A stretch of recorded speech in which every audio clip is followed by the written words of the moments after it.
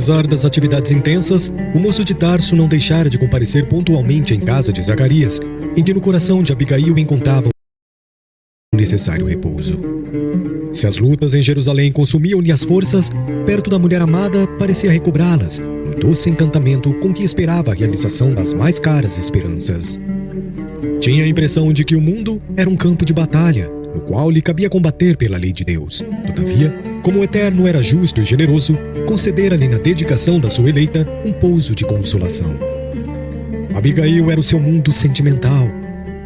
As lutas de cada dia, as providências rigorosas que lhe impunham o cargo, a rigidez com que deveria tratar as questões confiadas ao seu foro, eram transvasadas no coração da noiva, cheio de amor, de piedade e justiça. Ela acolhia-lhe as ideias com atenção afetuosa, parecia temperá-las na ternura da alma fraterna, restituindo-as ao noivo amado em forma de sugestões carinhosas e justas. Saulo habituara-se a esse precioso intercâmbio de cada dia. Quando lhe faltavam ao coração os brandos consolos da estrada de Jope, sentia-se perturbado pelos próprios sentimentos enérgicos e impulsivos. Abigail corrigia-lhe o espírito.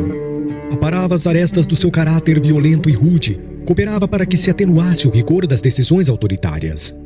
Horas a fio, o jovem tarsense embevecia-se a ouvi-la como se os seus sentimentos de bondade fossem alimento suave para sua alma, que os raciocínios rígidos do mundo costumavam rescaldar. Ele, que não experimentara as aventuras galantes do tempo, cioso de conservar pura a consciência em face da lei, descobrira na criatura eleita a personificação de todos os sonhos de sua mocidade esperançosa. Na noite seguinte à memorável sessão do Sinédrio, Saulo de Tarso, abandonando todas as preocupações de ordem imediata, buscou mais ansioso a residência de Zacarias. As fadigas do dia abalavam-lhe as forças. Queria vencer rapidamente a distância, absorver-se no afeto da noiva, olvidar as preocupações que lhe ardiam na mente trabalhada pelos mais desencontrados raciocínios. A noite já desdobrava um manto de luar sobre a natureza, quando o jovem doutor transpôs o umbral, surpreendendo a generosa família com uma saudação delicada e afetuosa. A presença da noiva propiciava-lhe um bálsamo de suave refrigério ao coração. Em breves momentos, parecia reconfortar-se.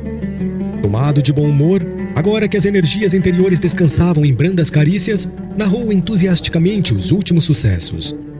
Zacarias, como observador fiel da lei, dava-lhe razões de sobejo no caso das deliberações assumidas. A personalidade de Estevão foi discutida minuciosamente. O ex-discípulo de Gamaliel naturalmente esclareceu o assunto a seu modo, retratando o pregador do caminho como um homem inteligente e, por isso mesmo, perigoso, em virtude das ideias revolucionárias que o seu verbo fluente propagava. Abigail e Ruth escutavam silenciosas, enquanto os dois mantinham a palestra animada. A certa altura, atenta a uma observação direta de Saulo, a jovem murmurou: Mas não haveria um meio de modificar ao menos a pena arbitrada? Que desejaria que fizéssemos? Não é pouco havermos libertado os 3 cabeças mais em evidência, levando-se em conta o atrevimento de suas estranhas prédicas. Quanto a Estevão, tudo se fez para que voltasse ao aprisco como descendente direto das tribos de Israel. Entretanto, a rebeldia foi a sua condenação. Insultou-me publicamente no Sinédrio, espizinhou nossos princípios mais sagrados, criticou as figuras mais representativas do farisaísmo com ilustrações mentirosas e ingratas. De mim para comigo, estou satisfeito. Considero o apedrejamento inspirado um dos feitos de mais importância para o futuro da minha carreira. Atestará meu zelo na defesa do nosso patrimônio mais estimável. Precisamos considerar que Israel, nos dias mais sombrios, preferiu a emancipação religiosa à independência política. Poderíamos, porventura, expor nossos valores morais mais preciosos à influência deprimente de um aventureiro qualquer? O jovem procurou mudar o curso da conversação, enquanto Ruth mandou servir uma taça de vinho reconfortante. Antes de partir, o moço tarsense convidou a noiva ao passeio habitual. Nessa noite, a natureza parecia enfeitar-se de maravilhas. O luar destacava-se todas as flores em tons pálidos, estava saturado de perfumes deliciosos. Os dois, de mãos enlaçadas no banco rústico, contemplavam o quadro embevecidamente. Saulo experimentava suave conforto. Desafogava-se. Se Jerusalém lhe obscurecia a mente num torvelinho de preocupações, aquela mansão singela da estrada de Jope parecia descarregá-lo de todos os desgostos, prodigalizando-lhe ao espírito enorme potencial de consolação. Agora, minha querida, tudo está pronto. De hoje a 6 dias, Dalila virá buscar-te pessoalmente. Conhecerás a cidade e os meus amigos honrarão em tua alma generosa minha feliz escolha. Está satisfeita? Muito! Já organizamos vasto programa recreativo. Quero levar-te a Jericó, onde as pessoas de nossas relações nos esperam com imensa alegria. Em Jerusalém, far-te-ei conhecer todos os edifícios mais importantes. Ficarás deslumbrada com o templo e com os tesouros ali encerrados pela dedicação religiosa de nossa raça. Verás a Torre dos Romanos e, meus conterrâneos que frequentam a Sinagoga dos Cilícios querem oferecer-te valioso mimo.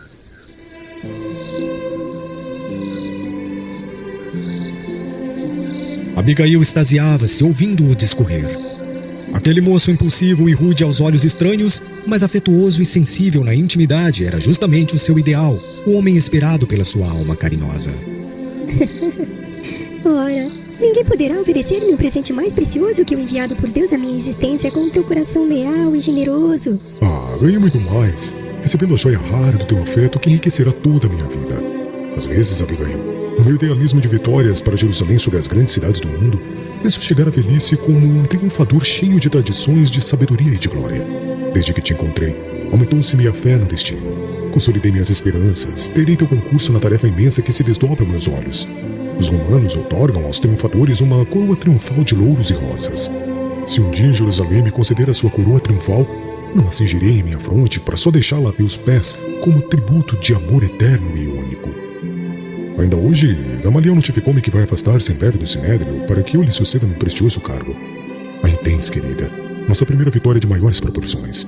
Tão logo Dalila volte de Tarso, poderemos marcar o dia jubiloso das núpcias. Presumo que, tendo-te sempre a meu lado, corrigirei meus impulsos. A tarefa seria mais leve, a existência mais fácil e mais ditosa. O lar é uma bênção e nós teremos esse lar. Nunca me senti tão venturosa. Ele acariciou-lhe as mãos e, como desejava que ela compartilhasse dos seus sentimentos mais íntimos, acrescentou: Chegarás conosco à cidade justamente nas vésperas da morte do pregador revolucionário. O ato, como de justiça, obedecerá ao cerimonial estabelecido pelos nossos costumes, e eu pretendo que assistas a ele em minha companhia. Mas por quê? Porque lá encontraremos nossos amigos mais eminentes e desejo valer-me da oportunidade para apresentar-te indiretamente a todos eles. Não haveria um meio de me poupares a esse espetáculo? A morte de meu pai no suplício diante da soldadesca brutal jamais me saiu da mente. Saulo não dissimulou a contrariedade e respondeu: Por acaso não estarás compreendendo? O caso de Estevão é muito diferente. Trata-se de um homem sem significação para nós outros que se arvorou em reformador sedioso e insolente. Sua personalidade representa de fato a continuidade do desrespeito e do insulto à lei de Moisés, iniciados em movimentos de vastas proporções por um carpinteiro alucinado de Nazaré. Achas então que se não deve punir o ladrão que assalta uma residência? Não merecerão castigo os que blasfemam no santuário do Eterno? A jovem, compreendendo que desagradaria ao noivo se ele demonstrasse divergência de opinião, acrescentou: Vejo que tens muita razão. Não devo discutir os teus conceitos sábios e justos. Aliás, tenho mesmo a intenção de conquistar a amizade dos teus amigos do Sinédrio, pois não perco a esperança de sua proteção para o caso de Gesiel, logo que se ofereça uma oportunidade para as novas pesquisas na Acaia. Mas ouve, Saulo, se permitires, irei quando a cerimônia estiver a findar. Está dito? Notando a boa vontade conciliatória, o moço tarcense abriu o semblante num belo sorriso de satisfação. Sim, estamos de acordo. Espero, porém, que assistas a tudo com serenidade, segura de que eu só poderia tomar encargos justos e decisões estimáveis no cumprimento do dever. É lamentável que o prisioneiro se haja mostrado recalcitrante a ponto de me compelir a providências extremas. No entanto, podes crer que tudo fiz por evitar o derradeiro recurso. Empreguei todos os processos conciliatórios para dissuadi-lo de tão perigosas ilusões, mas sua conduta foi de tal modo irritante que toda a transigência se tornou praticamente impossível. Trocaram-se ainda por longo tempo impressões afetuosas que a noite amiga guardava solicitamente sob o manto luminoso das estrelas. Eram juras cariciosas de um amor imortal ante a bênção de Deus, tomada como objetivo mais alto de seus santificados pensamentos, projetos e esperanças de futuro. Era tarde quando Saulo se despediu, regressando a Jerusalém de alma feliz. Daí a dias, Abigail, em companhia do noivo e da irmã, demandou a cidade cujo perfil interessante apresentava novos quadros para os seus olhos. A casa de Dalila, na mesma noite de sua chegada, encheu-se de amigos que iam levar a escolhida de Saulo a homenagem da sua admiração, e a jovem de Corinto a todos seduzia por seus dotes naturais, aliados à sólida e bem cuidada formação de espírito. Sua palavra, cheia de ternura, parecia distanciar-se profundamente das futilidades que caracterizavam a mocidade da época. Sabia aplicar os mais delicados conceitos no trato de todos os assuntos a que era convocada, tirando formosas ilações da lei e dos escritos sagrados para definir a posição da mulher em face dos mais íntimos deveres na vida familiar. O doutor de Tarso sentia-se orgulhoso ao notar a admiração geral por causa da sua personalidade vibrante e carinhosa. Abigail, sintetizando seu maior ideal, enchia-lhe o coração de maravilhosas promessas. A surpresa dos amigos que o felicitavam com o olhar punha-lhe na alma ardente um júbilo novo. O dia seguinte rompeu claro e lindo. Ao sol rútilo de Jerusalém, Saulo despediu-se da noiva amada, por atender ainda cedo aos trabalhos do Sinédrio. Então, até logo no templo. No templo? Perguntou Dalila. Sim, a Abigail irá assistir à parte final da punição de Estevão. Mas como? Mulheres na cerimônia? A lapidação se dará nas proximidades do altar dos holocaustos e não nos átrios sagrados.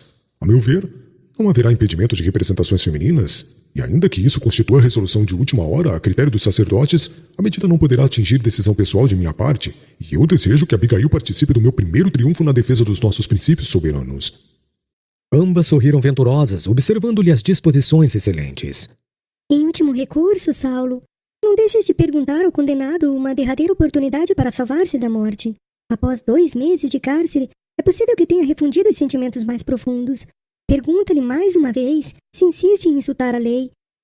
O moço tarsense enviou-lhe um olhar satisfeito e reconhecido, jubiloso por verificar tanta grandeza de coração, e acrescentou: Assim farei. Allahu Akbar, Allahu Akbar. Ashhadu an la ilaha illallah.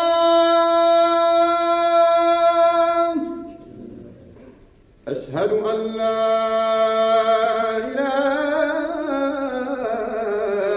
illallah. Ashhadu anna Muhammadan Rasulullah.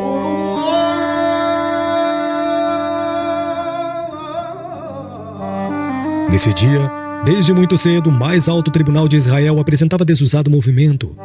A execução do pregador do caminho constituía objetivo de largos comentários. Sobretudo os fariseus faziam questão de todos os informes. Ninguém queria perder o angustioso espetáculo. A igreja modesta de Simão Pedro, entretanto, não ousou aproximar-se para qualquer indagação.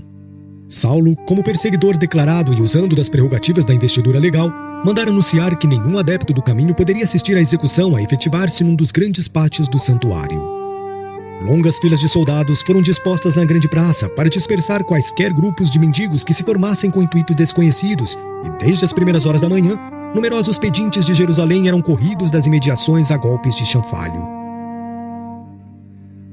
Depois do meio-dia, autoridades e curiosos reuniam-se ávidos de sensação no recinto do Sinédrio, em abafado vozerio. Aguardava-se o sentenciado, que chegou finalmente, cercado de escolta armada, como se fora um malfeitor comum. Estevão apresentava-se bastante desfigurado, embora o semblante não traísse a peculiar serenidade. O passo tardio, o cansaço extremo, as equimoses das mãos e dos pés patenteavam os pesados tormentos físicos que lhe eram infligidos à sombra do calabouço. A barba crescida alterava-lhe o aspecto fisionômico, todavia os olhos tinham a mesma fulgurância de cristalina bondade. Em meio à curiosidade geral, Saulo de Tarso o encarou satisfeito. Estevão pagaria afinal as incompreensões e os insultos. No instante aprazado, o doutor inflexível fez a leitura do libelo. Antes, porém, de pronunciar a sentença última, fiel ao que prometera, mandou que os soldados empurrassem o condenado até a sua tribuna. Enfrentando o pregador do evangelho sem qualquer expressão de piedade, interrogou com aspereza: Estarias disposto agora a jurar contra o carpinteiro Nazareno? Lembra-te que é a última oportunidade de conservares a vida. Tais palavras pronunciadas mecanicamente soaram de modo estranho aos ouvidos do moço de Corinto, que as recebeu na alma sensível e generosa como novos dardos de ironia. Não insulteis o Salvador. Nada no mundo me fará renunciar à sua tutela divina. Morrer por Jesus significa uma glória, quando sabemos que ele se imolou na cruz pela humanidade inteira. Mas uma torrente de impropérios cortava-lhe a palavra. A gritaria tomava proporções assustadoras. Alguns fariseus mais irritados, burlando os guardas, aproximaram-se de Estevão, tentando arrastá-lo sem compaixão. Entretanto, ao primeiro puxão na gola rota, um pedaço da túnica rafada ficava-lhe nas mãos. Foi necessário a intervenção da força armada para que o moço de Corinto não fosse estraçalhado ali mesmo pela multidão furiosa e delirante. Saulo, em altas vozes, ordenou a intervenção dos soldados. Queria a execução do discípulo do Evangelho, mas com todo o cerimonial previsto. Estevão tinha agora o rosto enrubescido, envergonhado. Seminu foi auxiliado por um legionário romano a recompor os sobejos da vestes em frangalhos acima dos rins, para não ficar inteiramente nu. Com a mão trêmula pelos maus tratos recebidos, procurava limpar a saliva que os mais exaltados lhe haviam esputado em pleno rosto. Forte pancada no ombro causava-lhe intensa dor no braço todo. Compreendeu que lhe chegavam os últimos instantes de vida. A humilhação doía-lhe fundo, mas recordou as descrições de Simão a respeito de Jesus no transe derradeiro. Em frente de Herodes Antipas, o Cristo sofrera dos israelitas idênticas ironias. Fora açoitado, ridicularizado, ferido. Quase nu, suportara todos os agravos sem uma queixa, sem uma expressão menos digna. Ele, que amara os infelizes, que trabalhara por fundar uma doutrina de concórdia e de amor para todos os homens, que abençoara os mais desgraçados e os acolhera com carinho, recebera o galardão da cruz em suplícios imensuráveis. Estevão pensou: quem sou eu e quem era o Cristo? Essa íntima interrogação propiciava-lhe certo consolo. O príncipe da paz fora arrastado pelas ruas de Jerusalém sob o escárnio das maiores injúrias, e era o Messias esperado, ungido de Deus. Porque, sendo ele homem falível, portador de numerosas fraquezas, haveria de hesitar no momento do testemunho? E com o pranto a escorrer-lhe no rosto lacerado, escutava a voz cariciosa do mestre no coração: Todo aquele que deseja participar do meu reino, negue a si mesmo, tome sua cruz e siga meus passos. Era preciso negar-se para aceitar o sacrifício proveitoso.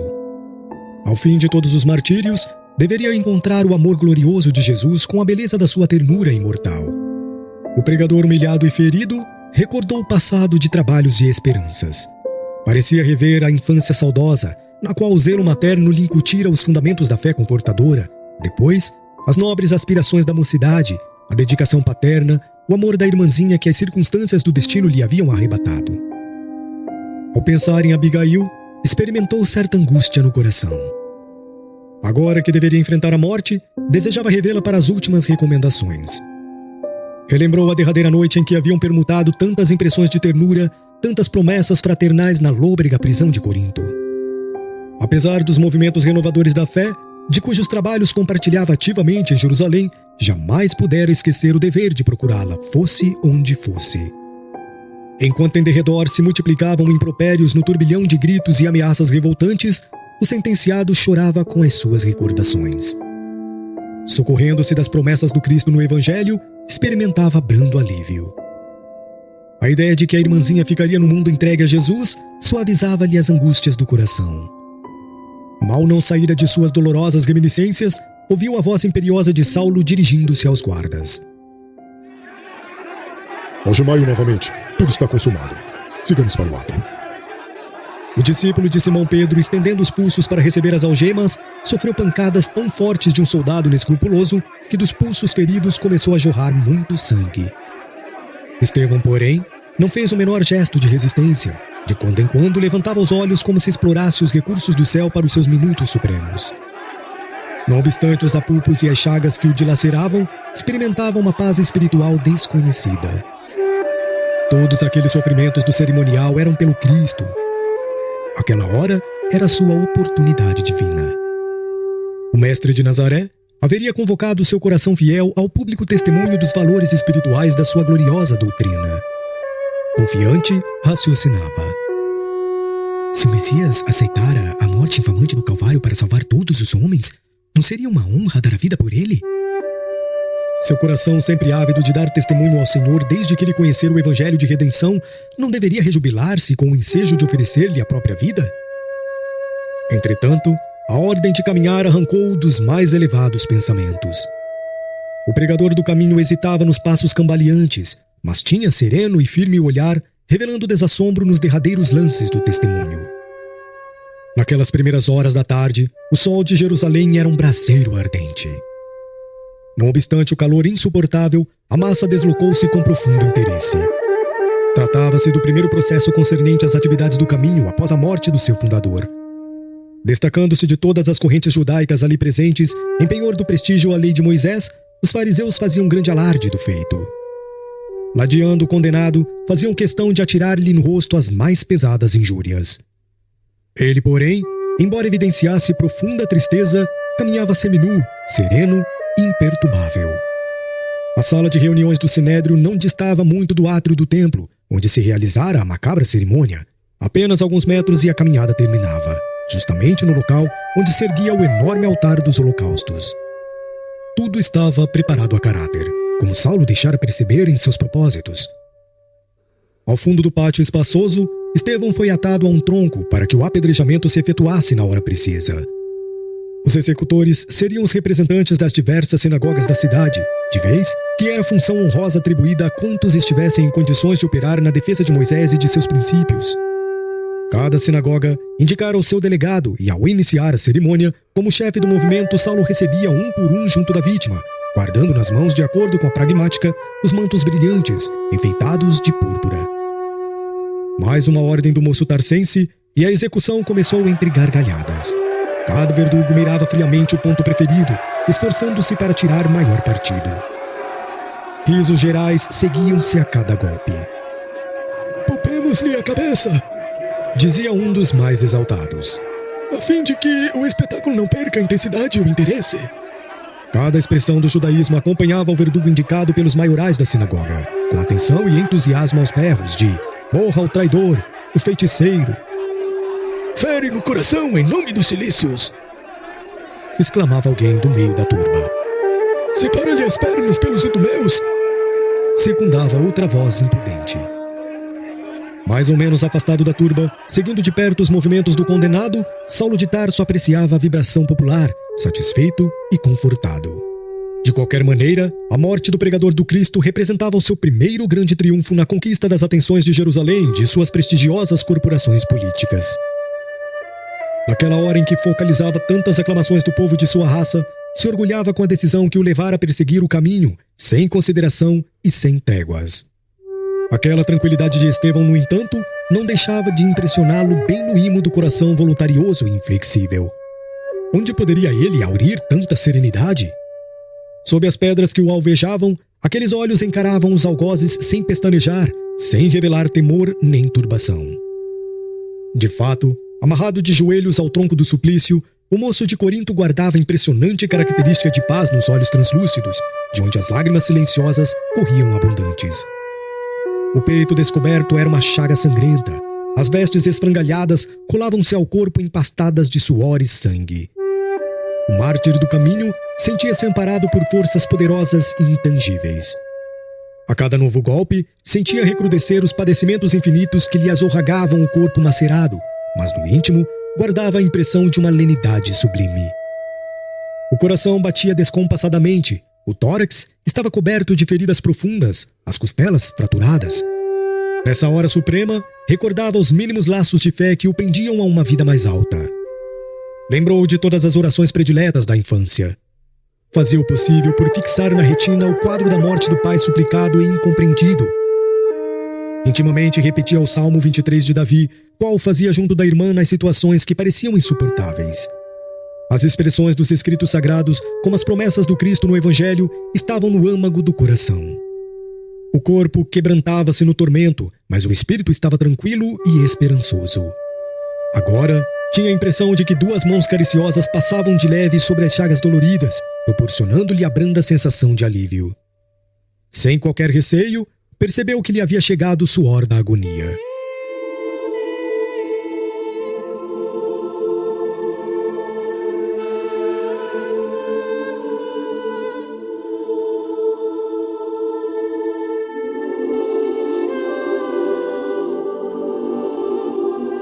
Dedicados amigos do plano espiritual rodeavam Marte nos seus minutos supremos. No auge das dores físicas, como se houvesse transposto infinitos abismos de percepção, o moço de Corinto notou que alguma coisa se lhe havia rasgado na alma ansiosa. Seus olhos pareciam mergulhar em quadros gloriosos de outra vida. A legião de emissários de Jesus que o cercavam carinhosamente figurou-se-lhe a corte celestial. No caminho de luz desdobrado à sua frente, reconheceu que alguém se aproximava, abrindo-lhe os braços generosos. Pelas descrições que ouvira de Pedro, percebeu que contemplava o próprio Mestre em toda a resplendência de suas glórias divinas. Saulo observou que os olhos do condenado estavam estáticos e fulgurantes. Foi quando o herói cristão, movendo os lábios, exclamou em alta voz: Eis que vejo os céus abertos e o Cristo ressuscitado na grandeza de Deus. Viram então que duas mulheres jovens aproximavam-se do perseguidor com gestos íntimos. Dalila entregou Abigail ao irmão, despedindo-se logo para atender ao chamado de outra amiga. A noiva terna cingia uma túnica à moda grega que mais lhe realçava o formoso rosto. Fosse pela dolorosa cena em curso ou pela presença da mulher amada, percebia-se que Saulo estava um tanto perplexo e sensibilizado. Diria-se que a coragem indomável de Estevão o levara a considerar a tranquilidade desconhecida que deveria reinar no espírito do mártir. Em face da gritaria que a rodeava e notando a miserável situação da vítima, a jovem mal pôde conter um grito de espanto. Que homem era aquele atado ao tronco do suplício? Aquele peito arfante empastado de sangue, aqueles cabelos, aquele rosto pálido que a barba crescida desfigurava, não seriam do seu irmão? Ah, como falar das ansiedades imensas na surpresa imprevista de um minuto? Abigail tremia. Seus olhos aflitos acompanhavam os menores movimentos do herói que parecia indiferente no êxtase que o absorvia. Embalde, Saulo chamava-lhe a atenção discretamente de modo a poupá-la de penosas impressões. A moça parecia nada ver além do sentenciado a esvair-se no sangue do martírio. Lembrava-se agora. Afastando-se do calabouço depois da morte do pai, foi assim mesmo que deixara Gesiel na posição do suplício. O tronco execrável, as algemas impiedosas e o pobrezinho de joelhos. Tinha ímpetos de atirar-se à frente dos algozes, esclarecer a situação, saber a identidade daquele homem. Nesse instante, ignorando-se alvo de singular atenção, o pregador do caminho saiu de sua impressionante mobilidade. Vendo que Jesus contemplava melancolicamente a figura do doutor de Tarso como a lamentar seus condenáveis desvios, o discípulo de Simão experimentou pelo verdugo sincera amizade no coração. Ele conhecia o Cristo e Saulo não. Assomado de fraternidade real e querendo defender o perseguidor, exclamou de modo impressionante: Senhor, não lhe imputes este pecado. Isso dito, voltou os olhos para fixá-los no verdugo amorosamente. Eis, porém, que divisou junto dele a figura da irmã trajada nos dias de júbilo na casa paterna.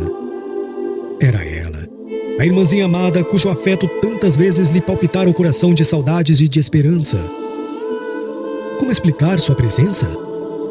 Quem sabe havia sido também levada ao reino do mestre e regressara com ele em espírito para lhe trazer as boas-vindas de um mundo melhor?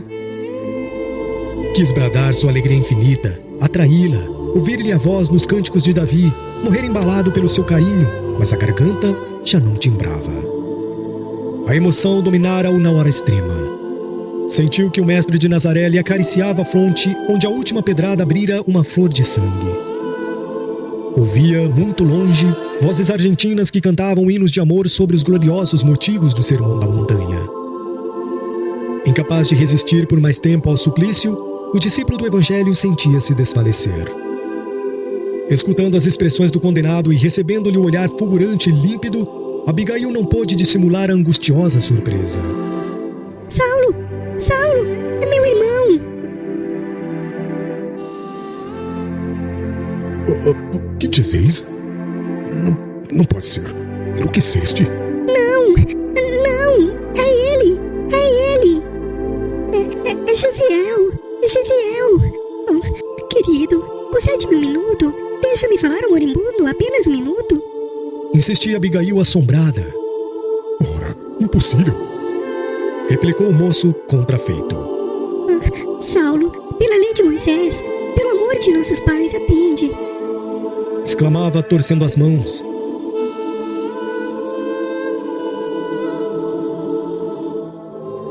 O ex-discípulo de Gamaliel não acreditava na possibilidade de semelhante coincidência. Além do mais, havia diferença do nome. Convinha esclarecer esse ponto antes de tudo. Certo, a falsa impressão de Abigail se desfaria ao primeiro contato direto com o agonizante. Sua índole sensível e afetuosa justificava o que, ao seu ver, era um absurdo. Conjugando essas reflexões de um segundo, falou a noiva com austeridade. Irei contigo identificar o moribundo, mas até que possamos fazer, cala as tuas impressões. Lê-lhe uma palavra, ouviste? É necessário não esquecer a respeitabilidade do local em que te encontras. Logo após, chamava um funcionário de alta categoria secamente. Manda levar o cadáver para o gabinete dos sacerdotes. Senhor, mas o condenado ainda não está morto? Não importa, vai assim mesmo, pois arrancar-lhe-ei a confissão do arrependimento na hora extrema. A determinação foi cumprida sem mais demora, enquanto Saulo mandou servir de modo geral aos amigos e admiradores várias ânforas de vinho delicioso por comemorarem o seu primeiro triunfo. Depois, senho carregado, apreensivo, esgueirou-se quase sorrateiramente até a sala reservada aos sacerdotes de Jerusalém em companhia da noiva. Atravessando os grupos que o saudavam com frenéticas aclamações, o moço tarcense parecia aliado de si mesmo. Conduzia Abigail pelo braço delicadamente, mas não lhe dirigia a palavra. A surpresa emudecera-o. E se Estevão fosse de fato aquele Gesiel que aguardavam com tamanha ansiedade? Absorvidos em angustiosas reflexões, penetraram na câmara solitária. O jovem doutor ordenou a retirada dos auxiliares, fechou cuidadosamente a porta. Abigail aproximou-se do irmão ensanguentado com infinita ternura. E como se sentisse chamado à vida por uma força poderosa e invencível, ambos notaram que a vítima movia a cabeça sangrenta, evidenciando o penoso esforço da derradeira agonia. Estevão murmurou. Abigail! Abigail! Aquela voz era quase um sopro, mas o olhar estava calmo, límpido. Ouvindo-lhe a expressão vacilante e arrastada, o jovem tarcense recuou tomado de espanto. O que significava tudo aquilo? Não poderia duvidar. A vítima de sua perseguição implacável era o irmão bem-amado da mulher escolhida. Que mecanismo do destino engendrara semelhante situação que lhe havia de amargurar toda a vida? Onde estava Deus que não o inspirava no dédalo de circunstâncias que o levaram até aquele irremediável, cruel desfecho? Sentiu-se possuído de um pesar sem limites. Ele, que elegera Abigail o anjo tutelar da existência, seria obrigado a renunciar a esse amor para sempre. O orgulho de homem não lhe permitiria desposar a irmã do suposto inimigo, confessado e julgado reles criminoso. Aturdido, deixou-se ali ficar como se força incoercível o chumbasse ao solo, transformando-o em objeto de insuportáveis ironias. Gesiel, como te vejo eu? Parece que o suplício te durou desde o dia em que nos separamos. Exclamou Abigail, osculando e regando de lágrimas a fronte do moribundo. Estou bem, fazendo o possível promover a destra quebrada e deixando perceber o desejo de acariciar-lhe os cabelos como nos dias da meninice e da primeira juventude. Não chores, estou com Cristo. Quem é Cristo? Por que te chamou Estevão? Como te modificaram assim? Jesus é o nosso Salvador. Explicava o agonizante no propósito de não perder os minutos que se escoavam céleres. Agora, chamo-me Estevão porque um romano generoso me libertou, mas pediu o absoluto segredo. Perdoa-me. Foi por gratidão que obedeci ao conselho. Ninguém será reconhecido a Deus se não mostrar agradecimento aos homens. Vendo que a irmã prosseguia em soluços, continuou. Sei que vou morrer, mas a alma é imortal. Sinto deixar-te quando mal torno a ver-te, mas hei de ajudar-te no lugar em que estiver. Ouve, Gesiel, que te ensinou esse Jesus para te levar a um fim tão doloroso? Quem assim abandona um servo leal? Não será antes um senhor cruel? Exclamou a irmã num desabafo. O moribundo pareceu admoestá-la com o olhar. Não penses dessa maneira. Jesus é justo e misericordioso. Prometeu estar conosco até a consumação dos séculos. Mais tarde compreenderás. A mim, ensina-me a amar os próprios verdugos. Ela o abraçava carinhosa, desfeita em lágrimas abundantes. Depois de uma pausa, em que a vítima se revelava nos derradeiros instantes da vida material, viu-se que Estevão se agitava em esforços supremos. Com quem te deixarei? Esse é meu noivo. Esclareceu a jovem apontando o moço de Tarso, que parecia petrificado. O moribundo contemplou sem ódio e acentuou. Cristo os abençoe. Não tenho o teu noivo inimigo, tenho um irmão. Saulo deve ser bom e generoso. Defendeu Moisés até o fim. Quando conhecer a Jesus, servi-lo-á com o mesmo fervor. Sê para ele a companheira amorosa e fiel. A voz do pregador do caminho, porém, estava agora rouca e quase imperceptível. Nas vascas da morte, contemplava Abigail fraternalmente eternecido. Ouvindo-lhe as últimas frases, o doutor de Tarso fizera-se lívido. Queria ser odiado, maldito. A compaixão de Estevão, fruto de uma paz que ele, Saulo, jamais conhecera no fastígio das posições mundanas, impressionava-o fundamente. Entretanto, sem saber por quê, a resignação e a doçura dos agonizantes assaltavam-lhe o coração enrijecido. Trabalhava, porém, intimamente para não se comover com a cena dolorosa. Não se dobraria por uma questão de sentimentalismo.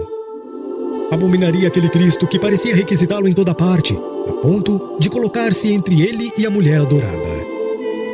O cérebro atormentado do futuro rabino suportava a pressão de 1000 fogos. Desprezar o orgulho de família e eleger Abigail para companheira de lutas, embora lhe não conhecesse os ascendentes familiares. Amava-a pelos laços da alma.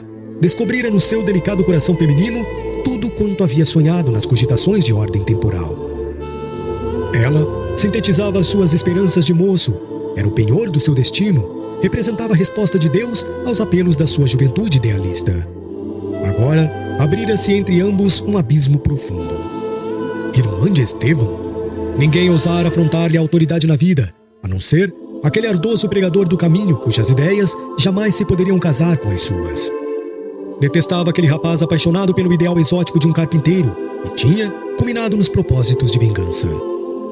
Se desposasse Abigail, jamais seriam felizes. Ele seria o verdugo, ela a vítima. Além disso, sua família ferrada ao rigorismo das velhas tradições não poderia tolerar a união depois de conhecidas as circunstâncias. Levou as mãos ao peito, dominado por um angustioso desalento. Em pranto, Abigail acompanhava a agonia dolorosa do irmão, cujos derradeiros minutos se escoavam lentamente. Penosa emoção apossara-se de todas as suas energias. Na dor que a dilacerava nas fibras mais sensíveis, parecia não ver o noivo que lhe seguia os menores movimentos entre surpreso e estarrecido. Com muito cuidado, a jovem sustinha a fronte do moribundo depois de haver sentado para aconchegá-lo carinhosamente. Observando que o irmão lhe lançava o último olhar, exclamou angustiada. Gesiel, não te vás. Fica conosco. Nunca mais nos separemos, Gesiel. Ele, quase a expirar, ciciava. A morte não separa os que se amam.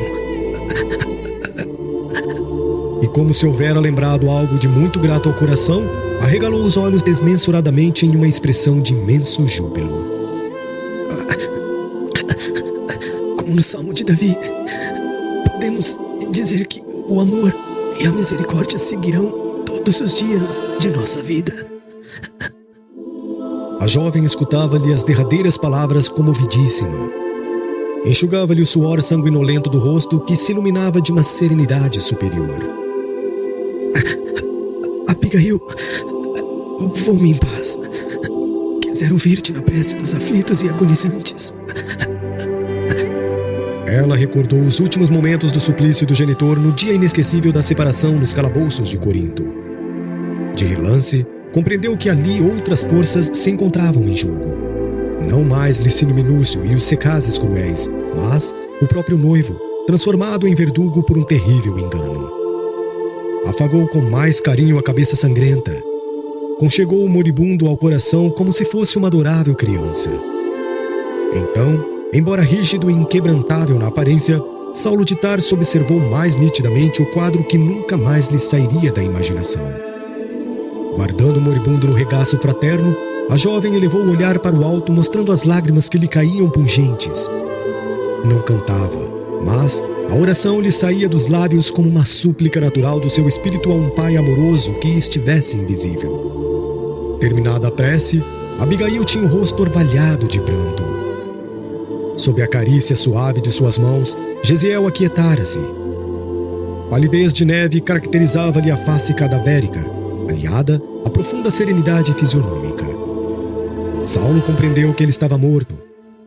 Enquanto a jovem de Corinto se levantava cuidadosamente como se o cadáver do irmão requisitasse toda a ternura do seu espírito bondoso, o moço tarcense aproximava-se de senho carregado e falou com austeridade. Abigail, tudo está consumado e tudo terminou também entre nós.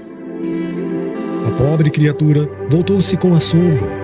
Então, não lhe bastavam os golpes recebidos? Seria possível que o noivo amado não tivesse uma palavra de conciliação generosa naquela hora difícil da sua vida? Receberia a humilhação mais fria com a morte de Jesiel e ainda por cima o abandono? Consternada por tudo que viera encontrar em Jerusalém, entendeu que precisava utilizar todas as energias para não cair nas provas ríspidas que lhe haviam sido reservadas. E viu logo que, no orgulho de Saulo, não encontraria consolação. No momento, chegou às mais latas conclusões quanto ao papel que lhe competia em tão embaraçosas conjunturas. Sem recorrer à sensibilidade feminina, cobrou ânimo e falou com dignidade e nobreza. Tudo terminado entre nós? Por quê? O sofrimento não deveria escarroçar o amor sincero. Ora, não me compreendes?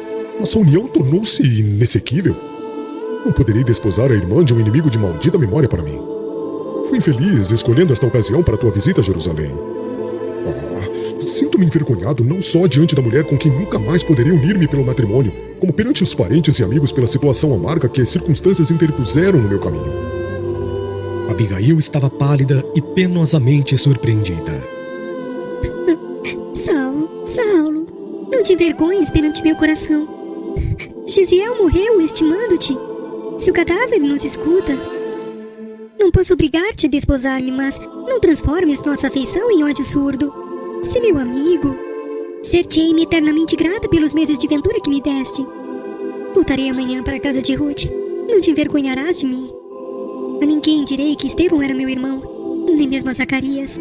Não quero que algum amigo nosso te considere um carrasco. Observando-a naquela generosidade humilde, o moço de Tarso teve ímpetos de estreitá-la ao coração como se o fizera uma criança. Quis avançar, apertá-la contra o peito, cobrir-lhe de beijos a fronte bondosa e inocente.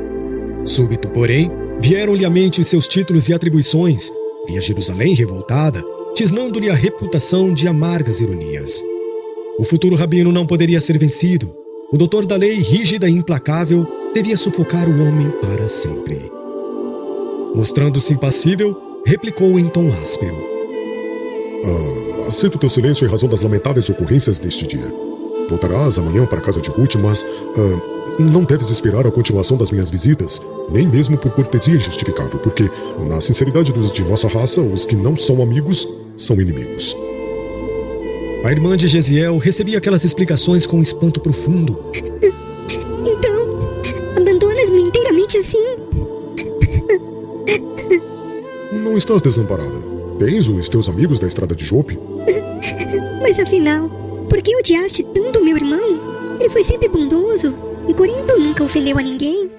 Era o pregador do malfadado carpinteiro de Nazaré. Além disso, humilhou-me diante da cidade inteira. Abigail, compelida pela severidade das respostas, calou-se inteiramente. Que poder teria o nazareno para atrair tantas dedicações e provocar tantos ódios? Até ali, não se interessara pela figura do famoso carpinteiro que morrera na cruz como malfeitor, mas o irmão lhe dissera ter encontrado nele o Messias. Para seduzir um caráter cristalino como Jesiel, o Cristo não poderia ser um homem vulgar. Lembrava do passado do irmão para considerar que, no caso da rebeldia paterna, conseguiria manter-se acima dos próprios laços do sangue para admoestar o genitor amorosamente. Se tivera forças para analisar os atos paternos com um precioso discernimento, era preciso que aquele Jesus fosse muito grande para que a ele se consagrasse, oferecendo-lhe a própria vida ao recobrar a liberdade. Jesiel, a seu ver, não se enganaria. Conhecendo-lhe a índole de berço, não era possível que se deixasse iludir em suas convicções religiosas. Sentia-se agora atraída para aquele Jesus desconhecido e odiado injustamente. Ele ensinara o irmão a bem-querer os próprios verdugos, que não lhe reservaria, pois, ao seu coração sedento de carinho e de paz. As últimas palavras de Gesiel exerciam sobre ela uma influência profunda. Abismada em profundas cogitações, notou que Saulo abrira a porta, chamando alguns auxiliares que se precipitaram por cumprir-lhe as ordens. Em poucos minutos, os despojos de Estevão eram removidos enquanto amigos numerosos cercavam o jovem par, expansivamente loquazes e satisfeitos. Que é isto? Perguntou um deles a Abigail ao notar-lhe a túnica manchada de sangue. O sentenciado era israelita, e como tal, não paramos lá na hora extrema. Um olhar mais severo deu a entender à jovem quanto devia conter as emoções próprias, longe e acima das ocorrências verídicas. Daí a minutos, o velho Gamaliel chegava e solicitava ao ex-discípulo alguns momentos de atenção em particular. Saulo, espero partir na semana próxima para além de Damasco. Vou descansar junto de meu irmão e aproveitar a noite da velhice para meditar e repousar o espírito. Já fez a necessária notificação no Sinédrio e no templo, e acredito que dentro de poucos dias serás efetivamente promovido no cargo. O interpelado fez um ligeiro gesto de agradecimento, cuja frieza mal disfarçava o abatimento que lhe ia na alma. Entretanto, tenho um útil pedido a fazer-te. É que tenho Simão Pedro em conta de um amigo. Esta confissão poderá escandalizar-te, mas sinto-me bem ao fazê-la. Acabo de receber sua visita pedindo a minha interferência para que o cadáver da vítima de hoje seja entregue à Igreja do Caminho, onde será sepultado com muito amor. Sou o intermediário do pedido e espero não me recuses o obséquio. Dizeis vítima? A existência de uma vítima pressupõe um algoz, e eu não sou verdugo de ninguém. Defendi a lei até o fim. Gamaliel compreendeu a objeção e replicou. Não vejas laiva de recriminação nas minhas palavras. Nem a hora, nem o local tampouco se prestam a discussões. No entanto, para não faltar a sinceridade que em mim sempre conheceste, devo dizer-te rapidamente que vem chegando a profundas conclusões a respeito do chamado carpinteiro de Nazaré. Tenho refletido maduramente na sua obra entre nós. Todavia, estou velho e alquebrado para iniciar qualquer movimento renovador no seio do judaísmo. Em nossa existência, chega uma fase em que não nos é lícito intervir nos problemas coletivos. Todavia, em qualquer idade, podemos e devemos operar a iluminação ou o aprimoramento de nós mesmos. E é o que vou fazer. O deserto, na majestade silenciosa do ensinamento, constitui sempre a sedução dos nossos antepassados. Sairei de Jerusalém, fugirei dos escândalos que as minhas novas ideias e atitudes certo provocariam. Buscarei a solidão para encontrar a verdade.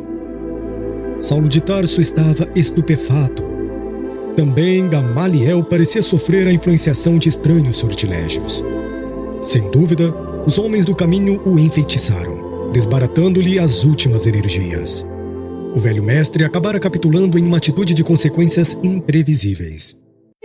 Ia impugnar, discutir, chamá-lo à realidade, quando o venerando mentor da mocidade farisaica, deixando entrever que percebia as vibrações antagônicas do seu espírito ardoroso, sentenciou. Já sei o teor da sua resposta íntima.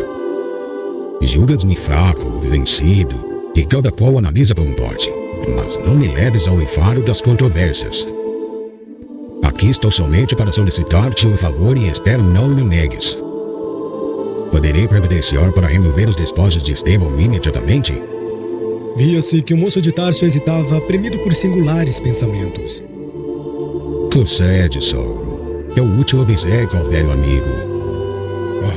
Tudo bem. Concedo. Gamaliel despediu-se com um gesto de sincero reconhecimento. Novamente rodeado de muitos amigos que procuravam alegrá-lo, o jovem doutor da lei revelava-se muito alheio de si mesmo. Debalde erguia a taça das saudações. O olhar vago, cismativo, demonstrava o profundo alinhamento em que se engolfara. Os inesperados acontecimentos acarretaram-lhe à mente um turbilhão de pensamentos angustiados. Queria pensar, desejava recolher-se em si mesmo para o exame necessário das novas perspectivas do seu destino, mas, até o pôr do sol, foi obrigado a manter-se no quadro das convenções sociais, atendendo aos amigos até o fim. Alegando necessidade de trocar as vestes ensanguentadas, Abigail retirara-se logo após a entrevista de Gamaliel. Na casa de Dalila, entretanto, a pobrezinha foi acometida de febre alta, penalizando e alarmando a todos os que lá se encontravam. Ao cair da noite, Saulo regressara ao lar da irmã, onde lhe comunicaram o estado da enferma. Resolvido a imprimir novos rumos à sua vida, procurou sufocar a própria emoção para encarar os fatos com a naturalidade possível. Em lágrimas, a jovem de Corinto pediu que a reconduzissem à casa de Zacarias, receando a marcha da enfermidade. Em vão, Dalila e os parentes procuraram intervir com recursos afetuosos.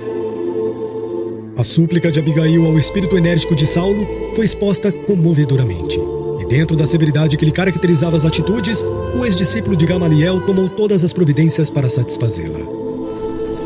E à noitinha, com muito cuidado, modesta carreta saía de Jerusalém pela estrada de Jope. Ruth recebeu a jovem nos braços, emocionada e aflita. Ela e o marido recordaram então que, somente com a morte do pai, Abigail tivera febre tão alta, acompanhada de abatimento tão profundo. De senho carregado, Saulo os ouvia esforçando-se por dissimular a emoção. Enquanto os amigos da jovem procuravam assisti-la carinhosamente, o futuro rabino, sucumbindo num vulcão de ideias antagônicas, dirigia-se para Jerusalém com a intenção de não mais voltar a Jope.